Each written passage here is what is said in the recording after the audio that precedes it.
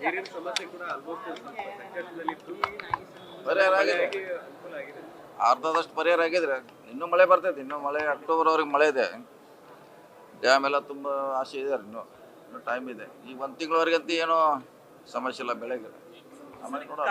ನೀರು ನಿಲ್ಸೋದು ಸ್ಟಾಪ್ ಮಾಡ್ತೀರಿ, ಯಾಕಂದ್ರೆ ಈಗ ಡ್ಯಾಮ್ಗಳಿಗೆ ಲೆವೆಲ್ ಭಾಳ ಕಡಿಮೆ.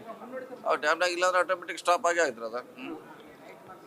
ನದಿಯಲ್ಲಿ ಕೂಡ ನೀರಿಲ್ಲ, ಹಿಂಗಾಗಿ ಆಟೋಮೆಟಿಕ್ ಸ್ಟಾಪ್ ಆಗುತ್ತೆ. ಕುಡಿಯೋ ನೀರಿಗೆ ಈಗೆಲ್ಲ ಹಿಡಿದೆಲ್ಲ ನೀರಿಗೆ, ಕುಡಿಯೋ ನೀರಿಗೆ ಮಾತ್ರ. ಬೆಳಗ್ಗೆ ಅಂತೂ ಈ ಸದ್ಯಕ್ಕಿಲ್ಲ, ಜಾಸ್ತಿ ಆದರೆ ಕೊಡ್ತೀವಿ. ಸರ್, ಈಗ ರಾಮದುರ್ಗ ಸೇರಿದಂತೆ ಕೆಲವೊಂದಿಷ್ಟು ಕಡೆ ಮಳೆ ಆಗಿಲ್ಲ, ಹೀಗಾಗಿ ಆ ಭಾಗದ ಜನರು ಬೆಳೆ ಬೆಳೆದು ಸಂಕಷ್ಟದಲ್ಲಿದ್ದಾರೆ. ಅದೇ ಹೇಳಿದಿಲ್ಲ, ಮನೆ ಸರ್ವೆ ಮಾಡ್ತಾರೆ ಅಂತ ಹೇಳಿದಿಲ್ಲ. ಸರ್ವೆ ಮಾಡಲಿಕ್ಕೆ DC ಅವರು ಆದೇಶ ಮಾಡ್ತಾರೆ. ಯಾರಿಗೆ ಹೋಗಿದೆ ಸರ್ಕಾರ ನಿರ್ಧಾರ ಮಾಡ್ತಿದ್ದು ಏನು ಕೊಡಬೇಕು ಏನು ಕೊಡಬಾರ್ದು. ಅದೇ ಸರ್ವೆ, ಅದೇ ಫಸ್ಟ್ ಸರ್ವೆ ಆಗ್ಬೇಕಲ್ಲ. ಫಸ್ಟ್ ಸರ್ವೆ ಆಗ್ಬೇಕು.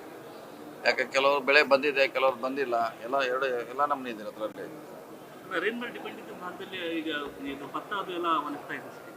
ಹಾಂ, ಆಗಿದೆ. ಅದನ್ನೇ ಸರ್ವೆ ಮಾಡ್ಬೇಕು. ಸರ್ವೆ ಮಾಡೋದಕ್ಕೆ ಪರಿಹಾರ ಕೊಡಬೇಕು ಅಷ್ಟೇ. ಈಗ ಸಾಲ ಮನ್ನಾದ ಬಗ್ಗೆ ಸಾಕಷ್ಟು ಚರ್ಚೆ ಆಗ್ತದೆ.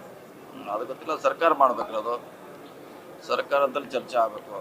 ನಮ್ಮಂತಲ್ಲಿ ಇಂಡಿವಿಜುವಲ್ ಹೇಳಲಿಕ್ಕೆ ಆಗೋಲ್ಲ. ಸರ್, ಈಗ ಕ್ಯಾಬಿನೆಟ್ ವಿಸ್ತರಣೆ ಬಗ್ಗೆ ರಾಹುಲ್ ಗಾಂಧಿ ಅವರು ಬಂದಿದ್ದಾರೆ. 2-3 ದಿನದಲ್ಲಿ ಆಗ್ಬೋದು ಅನ್ನೋ ನಿರೀಕ್ಷೆ ಇದೆ. ಗೊತ್ತಿಲ್ಲ ನನಗೂ. ನಾವು ಇಲ್ಲೇ ಅದ್ರ ಗೊತ್ತಿಲ್ಲ. ಬೆಂಗಳೂರಿಗೆ ಹೋದ್ಮೇಲೆ ಗೊತ್ತಾಗೋದು. ನೋಡೋಣ, ಆಗ್ತದೆ. ಯಾವಾಗ ಬೇಗ ಆಗ್ಬೇಕಂತ ಇದೆ ಎಲ್ಲರದು ಅಭಿಪ್ರಾಯ. ಬೇಗ ಆಗಲಿ ಅಷ್ಟೇ. ಹರಿಪ್ರಸಾದ್ ಅವ್ರ ಹೆಸರು ಬರ್ತಾ ಇದೆ ಮತ್ತೆ ಕ್ಯಾಬಿನೆಟ್ ಸಲುವಾಗಿ. TPCC ಅಧ್ಯಕ್ಷ ಇದ್ದಾಗೂ ಗೊತ್ತಿಲ್ಲ ಅದ್ರ ಬಗ್ಗೆ. ನನಗೆ ನೋಡೋಣ. ಕೇಳಿದಾರ, ದೊಡ್ಡ ಜಿಲ್ಲೆ ಇದೆ, ಕೊಡಬೇಕು. ದೊಡ್ಡ ಜಿಲ್ಲೆ ಇದೆ, ಕೊಡಬೇಕು. ಕೊಟ್ಟರೆ ಒಳ್ಳೇದಾಗುತ್ತೆ. ನಾವು ಯಾರಿಗೆ ಶಿಫಾರಸು ಮಾಡಿಲ್ಲ. ಹೈಕಮಾಂಡ್ ಅದನ್ನ ತೀರ್ಮಾನ ಮಾಡ್ತಾರೆ. ಇಲ್ಲ, ನಮ್ಮ ಯಾರು ಸಂಪರ್ಕ ಮಾಡಿಲ್ಲ. ಅಂತಿಮವಾಗಿ ಹೈಕಮಾಂಡ್ ತೀರ್ಮಾನ ಮಾಡ್ತಾರೆ. ನೋಡೋಣ, ಅದೆಲ್ಲ ಹೈಕಮಾಂಡ್ ಅವ್ರು ಮಾಡ್ತಾರೆ. ಯಾರು ಪಕ್ಷಕ್ಕೆ ಅವಶ್ಯಕತೆ ಇದೆ, ಮುಂದಿನ ಚುನಾವಣೆಗೆ ಯಾರು ಅನುಕೂಲ ಆಗ್ತಾರ, ಆ ದೃಷ್ಟಿ ಇಟ್ಕೊಂಡು ಮಾಡ್ತಾರೆ ಅಷ್ಟೇ.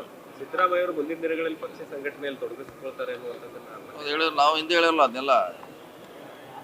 ಹಿಂದೆ ನಾವು ಹೇಳಿದ್ವಿ, ಎಲ್ಲರೂ ಅದನ್ನೇ ಹೇಳ್ತಿದ್ದಾರೆ. ಈಗ 28ರಲ್ಲಿ ಚುನಾವಣೆಯಲ್ಲಿ ಇರ್ತಾರೆ.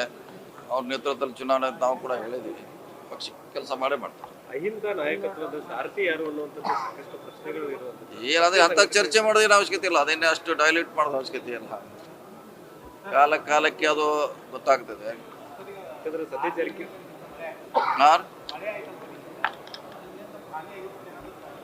ಸರ್ವೆ ಮಾಡಬೇಕು. ಸರ್ವೆ ಆದ್ಮೇಲೆ ಅದ್ರ ಬಗ್ಗೆ ಸ್ಪಷ್ಟವಾದ ತೀರ್ಮಾನ ಮಾಡ್ತಾರೆ. ಯಾಕೆ ಹಂಗೇನಿಲ್ಲ. ಇಲ್ಲ, ಈಗ ಅವರು ಮಂತ್ರಿ, ಇಡೀ ರಾಜ್ಯಕ್ಕೆ ಮಂತ್ರಿ. ಅವರು ಹೋಗ್ತಾರೆ, ನಾನು ಹೊಂಟಿದ್ದೀನಿ.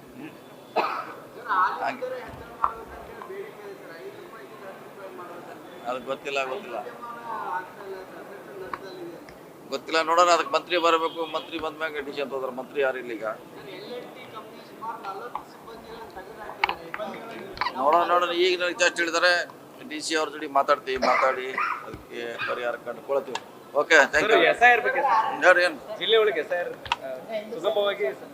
ಸುಗಮವಾಗಿ ನಡೀತಾ ಇದೆ. ಇನ್ ಟೈಮ್ನಾಗ ಬಹುಶಃ ಎಲ್ಲ ಕಂಪ್ಲೀಟ್ ಆಗ್ತವೆ. ಯಾಕಂದ್ರೆ ಮ್ಯಾಪಿಂಗ್ ಏನಾಗಿದೆ ಅಷ್ಟನ್ನು ಮಾಡಲಿಕ್ಕೆ ಎಲ್ಲ ಉತ್ಸುಕರಾಗಿದ್ದಾರೆ. ಮುಗಿತದೆ. ರಾಜ್ಯ ಸರ್ಕಾರ ದುರ್ಬಳಕೆ ಮಾಡ್ಕೊಳ್ತಾ ಇದೆಯಾ? ಅದೇನು ಗೊತ್ತಿಲ್ಲ. ಬಿಜೆಪಿ ಅವರು ಮಾಡ್ತಾ ಇದ್ದಾರೆ. ಇಲ್ಲ, ಎಲೆಕ್ಷನ್ ಕಮಿಷನ್ ಅಲ್ಲೇ ಡೆಲ್ಲಿಯಲ್ಲಿದೆ. ಅವ್ರಿಗೆ ಹೇಳ್ತಾರೆ, ಅವರೇ ಎನ್ಕ್ವೈರಿ ಮಾಡ್ತಾರೆ. ಯಾವುದು ಸಮಸ್ಯೆ ಆಗಿದೆ, ಎಲ್ಲಿ ಗೊಂದಲ ಆಗಿದೆ ಮಾಡಲಿ. ಅವರು ಹೆಂಗಾರು ಈಗ ದೂರು ಕೊಟ್ಟಿದ್ದಾರೆ, ಅದ್ರಾಗ ಎನ್ಕ್ವೈರಿ ಮಾಡಲಿ.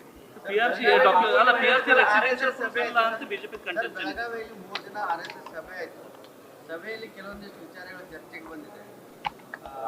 ಜನಸಂಖ್ಯಾ ಅಸಮತೋಲನ ಇರ್ಬೋದು, ಜೊತೆಗೆ ರಾಮ ಮಂದಿರ ವಿಚಾರ ಇರ್ಬೋದು, ಜೊತೆಗೆ RSS ಟೀಕೆ ಯಾರು ಮಾಡ್ತಾರೆ ಅವ್ರಿಗೆ ಉತ್ತರ ಕೊಡೋದಿಲ್ಲ. ನೇರವಾಗಿ ನೀವು ಇದು ಮಾಡೋ ಸಂಘಟನೆ ಮೂಲಕ ಉತ್ತರ ಕೊಡಿ ಅನ್ನೋದು. ಯಾರು ಹೇಳಿದ್ರು? ನಿಮ್ಗೆ ಯಾರು ಹೇಳಿದ್ರೆ? ಪ್ರೆಸ್ ಮನೆಗೆ ಹೇಳಿದ್ರ? RSS ಏನು ಹೇಳೋ ಹೊರಗಡೆ ಬರೋಲ್ಲ, ಅದು ಗುಪ್ತವಾಗಿರ್ತದೆ.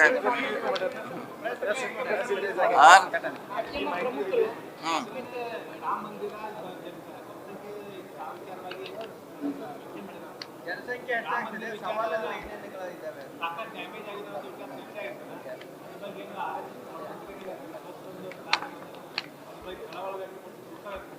ಜನಸಂಖ್ಯೆ ರಾಮ ಮಂದಿರ ಹುಂಡಿ ಕಳ್ತನ ಅದು ಗಂಭೀರ ವಿಷಯ ಇರೋದು, ಗಂಭೀರ ವಿಷಯ. ಅದ್ರ ಬಗ್ಗೆ ಎನ್ಕ್ವೈರಿ ಆಗಲೇಬೇಕು. ಈಗಲೇ ಮಾಡ್ತಿದ್ದಾರೆ. ಅದು ಸರಿಯಾದ ದಿಕ್ಕಿನಲ್ಲಿ ಯಾರು ದೋಷಿ ಇದ್ದಾರೆ ಅವ್ರು ಟಾರ್ಗೆಟ್ ಮಾಡಬೇಕು. ಅವರು ಖಾಸಗಿ ಫೈನಾನ್ಸ್ಗಳ ವಿರುದ್ಧ ಜಿಲ್ಲಾಡಳಿತ ಕ್ರಮ ಕೈಗೊಳ್ಳಬಹುದು. ಇದು ಒಂದು ಪ್ರಕರಣದಲ್ಲಿ 3,500 ಮಂದಿಗೆ 160 ಕೋಟಿ ರೂಪಾಯಿ ವಂಚನೆ ಮಾಡಿರುವಂಥದ್ದು ಹೇಳಿದಲ್ಲ, ಪೊಲೀಸ್ ಹೇಳಿದಾರೆ, ನಮ್ಮ ಗಮನಕ್ಕೆ ತೊಗೊಂಡ್ಬಂದು ಡಿ ಸಿ ಅವ್ರು ಹೇಳಿದ್ದಾರೆ, ನಾವು ಆಕ್ಷನ್ ತಗೋತಂತ ಹೇಳಿದ್ದಾರೆ. ಯಾರು ಇದ್ರೆ ಗಮನಕ್ಕೆ ತೊಗೊಂಡು ಬರಲಿ, ಆಕ್ಷನ್ ತಗೋತಾರೆ. ಸರ್, ರಾಜ್ಯದಲ್ಲಿ CCTV ಕಣ್ಗಾವಲಿನಲ್ಲಿ ಎಲ್ಲ ಧಾರ್ಮಿಕ ಇಲಾಖೆ ದೇವಸ್ಥಾನಗಳನ್ನು ಬಂದು ಹೇಳಿದ್ದಾರೆ CM ಅವರು. ಎಲ್ಲ ದೇವಸ್ಥಾನ ಎಲ್ಲ ಕಡೆ ಕ್ಯಾಮ್ರಾ ಕೂಡಿಸ್ತಾರೆ ಹೇಳಿದ್ದಾರೆ. ಅದೊಂದು ರಾಮ ಮಂದಿರ ಅನ್ನುವಂಥದ್ದು ನಮಗೆ ಎಲ್ಲರಿಗೂ ಪಾಠ ಅನ್ನುವಂಥದ್ದು ಕೂಡ ಆಗಿದೆ. ಪಾಠ ಒಂದು ಎಚ್ಚರಿಕೆ ಗಂಟೆ ಹೊಸ ದಾರಿ ದಿಕ್ಕನ್ನು ತೋರಿಸಿದೆ. ಯಾಕೆ ಯಾರ್ದೋ ದುಡ್ಡು ಯಾರೋ ಮಜಾ ಮಾಡೋದಾಗಿದೆ. ಸೊ ಅದೆಲ್ಲ ಆ ದೇವಸ್ಥಾನಕ್ಕೆ ಸೇರಬೇಕು, ಅಲ್ಲಿ ಡೆವಲಪ್ಮೆಂಟಿಗೆ ಸೇರಬೇಕು, ಅದಷ್ಟೇ. ಇವ್ರು ಯಾರೋ ಮಜಾ ಮಾಡ್ತಿದ್ದಾರೆ. ಅದು ಎಲ್ಲ ಕಡೆ ಕೂಡ ಸ್ಟ್ರಿಕ್ಟಾಗಿ ನಿಲ್ಲಬೇಕು. ನ್ಯೂಸ್ ಫಸ್ಟ್ ನಿರ್ಭೀತಿಯಿಂದ ನಿಮ್ಮ ಪರವಾಗಿ.